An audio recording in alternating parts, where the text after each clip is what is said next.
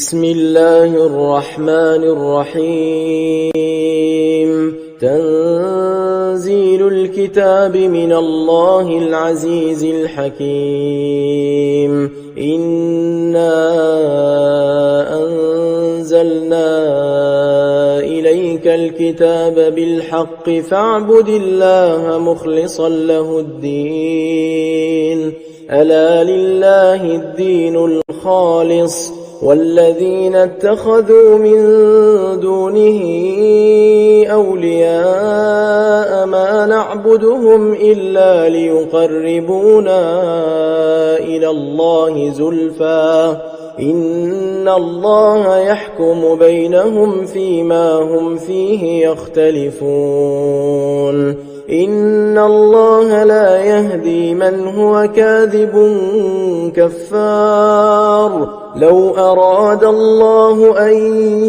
يتخذ ولدا لاصطفى مما يخلق ما يشاء سبحانه هو الله الواحد القهار خلق السماوات والأرض بالحق يكور الليل على النهار ويكور النهار على الليل وسخر الشمس والقمر كل يجري لأجل مسمى ألا هو العزيز الغفار خلقكم من نفس واحدة ثم جعل منها زوجها وأنزل لكم من الأنعام 8 أزواج يخلقكم في بطون أمهاتكم خلقا من بعد خلق في ظلمات 3 ذلكم الله ربكم له الملك لا إله إلا هو فأنى تصرفون إن تكفروا فإن الله غني عنكم ولا يرضى لعباده الكفر وإن تشكروا يرضه لكم ولا تزر وازرة وزر أخرى ثم إلى ربكم مرجعكم فينبئكم بما كنتم تعملون إنه عليم بذات الصدور وإذا مس الإنسان ضر دعا ربه منيبا إليه ثم إذا خوله نعمة منه نسي ما كان يدعو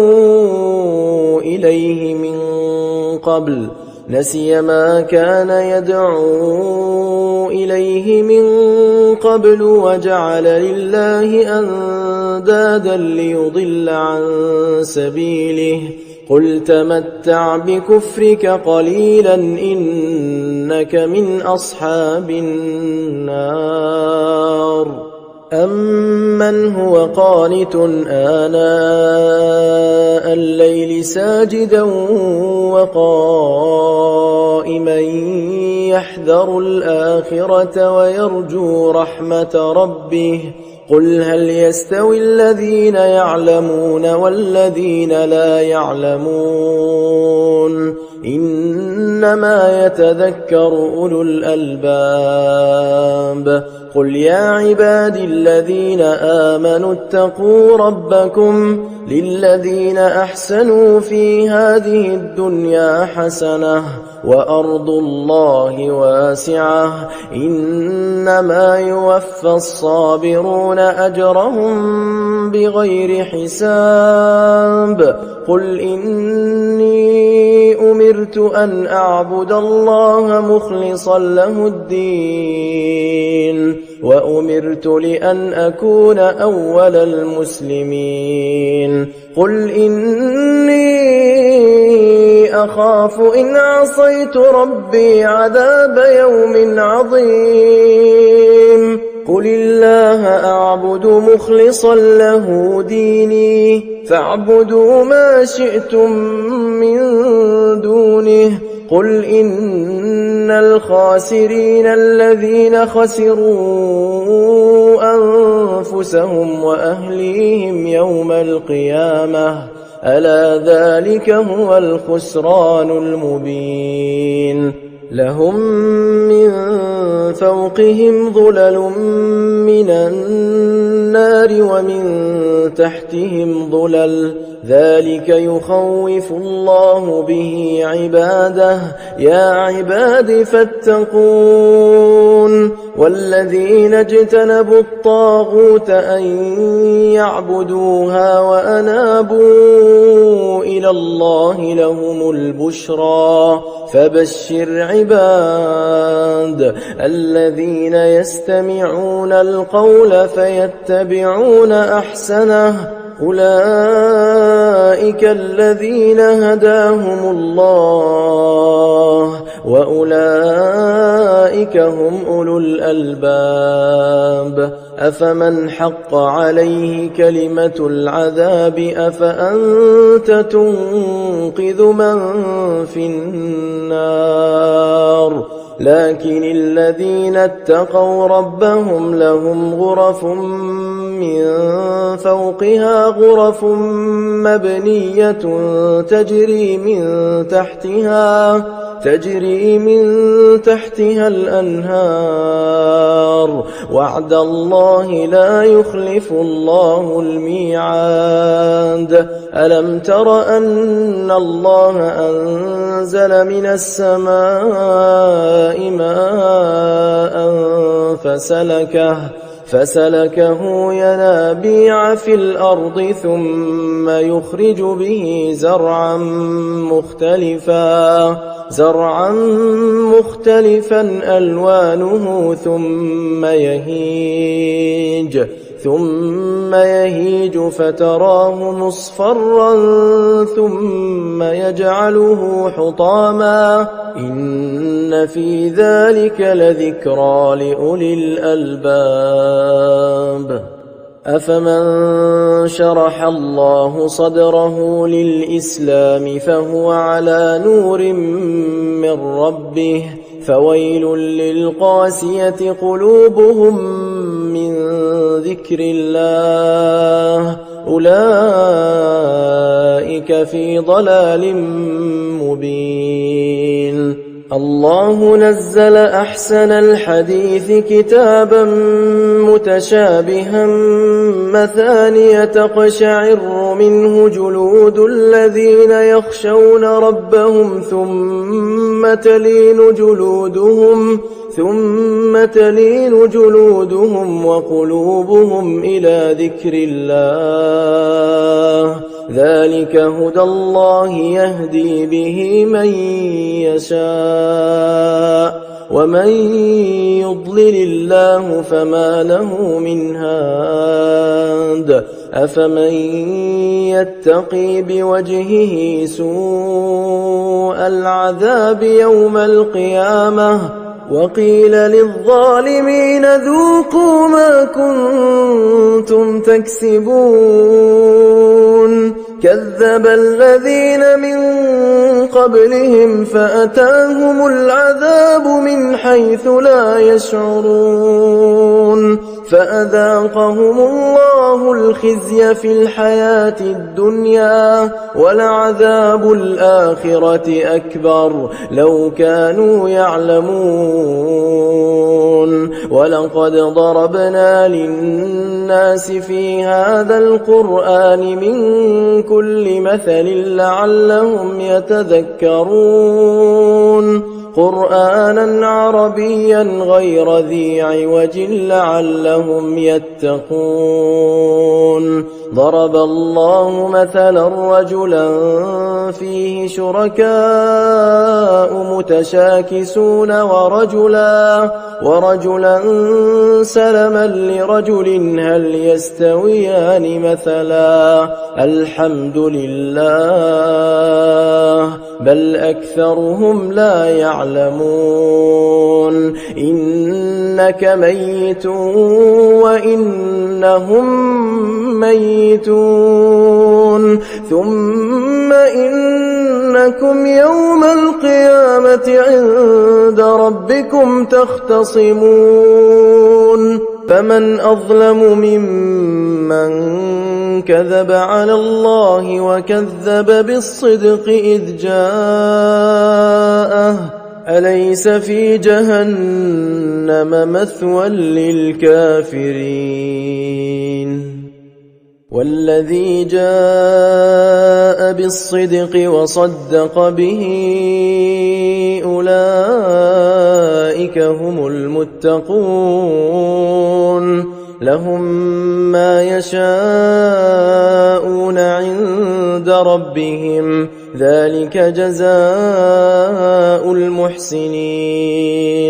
ليكفر الله عنهم أسوأ الذي عملوا ويجزيهم أجرهم بأحسن الذي كانوا يعملون أليس الله بكاف عبده ويخوفونك بالذين من دونه ومن يضلل الله فما له من هاد ومن يهد الله فما له من مضل أليس الله بعزيز ذي انتقام ولئن سألتهم من خلق السماوات والأرض ليقولن الله قل أفرأيتم ما تدعون من دون الله إن أرادني الله بضر هل هن كاشفات ضره أو أرادني برحمة هل هن ممسكات رحمته قل حسبي الله عليه يتوكل المتوكلون قل يا قوم اعملوا على مكانتكم إني عامل فسوف تعلمون من يأتيه عذاب يخزيه ويحل عليه عذاب مقيم إنا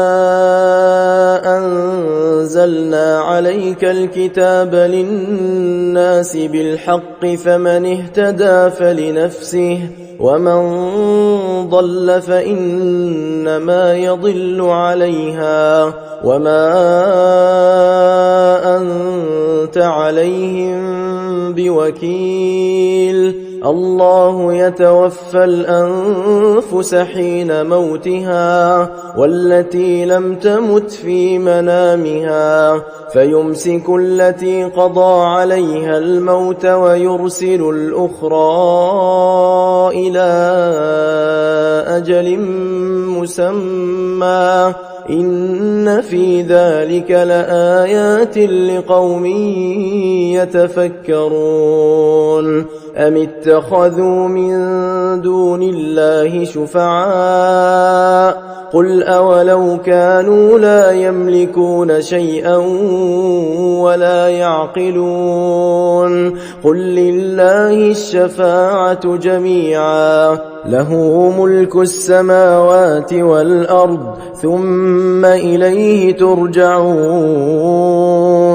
وإذا ذكر الله وحده اشمأزت قلوب الذين لا يؤمنون بالآخرة وإذا ذكر الذين من دونه إذا هم يستبشرون قل اللهم فاطر السماوات والأرض عالم الغيب والشهادة أنت تحكم بين عبادك فيما كانوا فيه يختلفون ولو أن للذين ظلموا ما في الأرض جميعا ومثله معه لافتدوا به من سوء العذاب يوم القيامة وبدا لهم من الله ما لم يكونوا يحتسبون وبدا لهم سيئات ما كسبوا وحاق بهم ما كانوا به يستهزئون فإذا مس الإنسان ضر دعانا ثم إذا خولناه نعمة منا قال إنما أوتيته على علم بل هي فتنة ولكن أكثرهم لا يعلمون قد قالها الذين من قبلهم فما أغنى عنهم ما كانوا يكسبون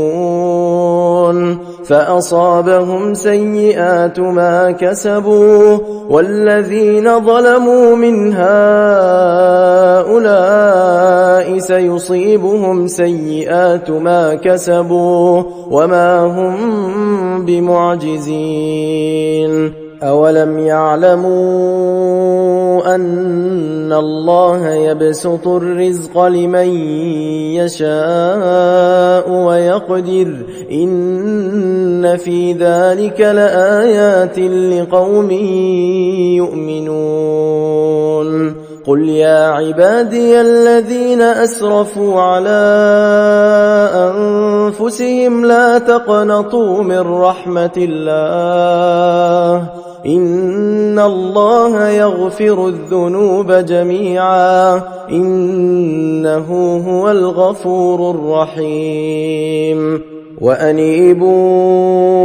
إلى ربكم وأسلموا له من قبل أن يأتيكم العذاب ثم لا تنصرون واتبعوا أحسن ما أنزل إليكم من ربكم من قبل أن يأتيكم العذاب بغتة وأنتم لا تشعرون أن تقول نفس يا حسرة على ما فرطت في جنب الله وإن كنت لمن الساخرين أو تقول لو أن الله هداني لكنت من المتقين أو تقول حين ترى العذاب لو أن لي كرة فأكون من المحسنين بلى قد جاءتك آياتي فكذبت بها واستكبرت وكنت من الكافرين ويوم القيامة ترى الذين كذبوا على الله وجوههم مسودة أليس في جهنم مثوى للمتكبرين وينجي الله الذين اتقوا بمفازتهم لا يمسهم السوء ولا هم يحزنون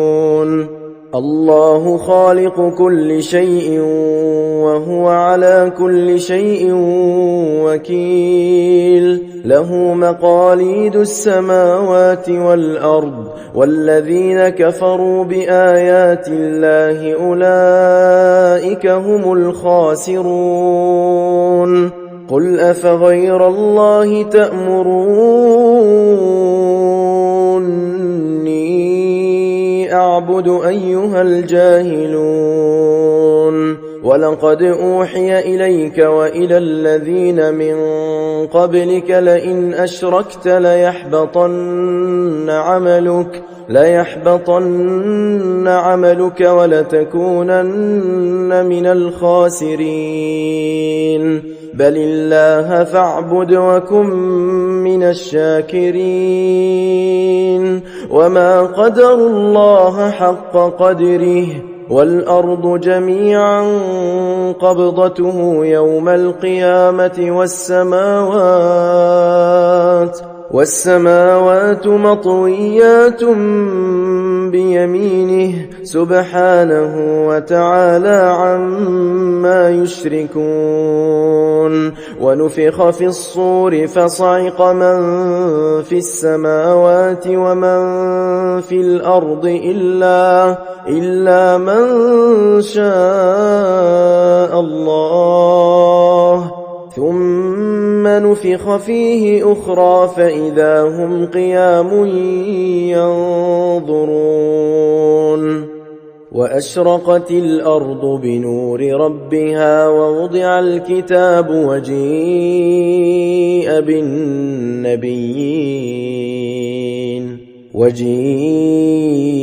بالنبيين والشهداء وقضي بينهم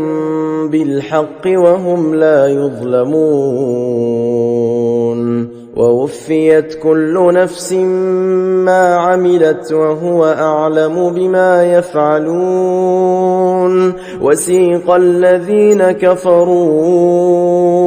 إلى جهنم زمرا حتى إذا جاءوها فتحت أبوابها وقال لهم خزنتها ألم يأتكم رسل منكم يتلون عليكم آيات ربكم وينذرونكم لقاء يومكم هذا قالوا بلى ولكن حقت كلمة العذاب على الكافرين قيل ادخلوا أبواب جهنم خالدين فيها فبئس مثوى المتكبرين وسيق الذين اتقوا ربهم إلى الجنة زمرا حتى إذا جاءوها وفتحت أبوابها وقال لهم خزنتها سلام عليكم طبتم فادخلوها خالدين وقالوا الحمد لله الذي صدقنا وعده وأورثنا الأرض نتبوأ من الجنة حيث نشاء فنعم أجر العاملين وترى الملائكة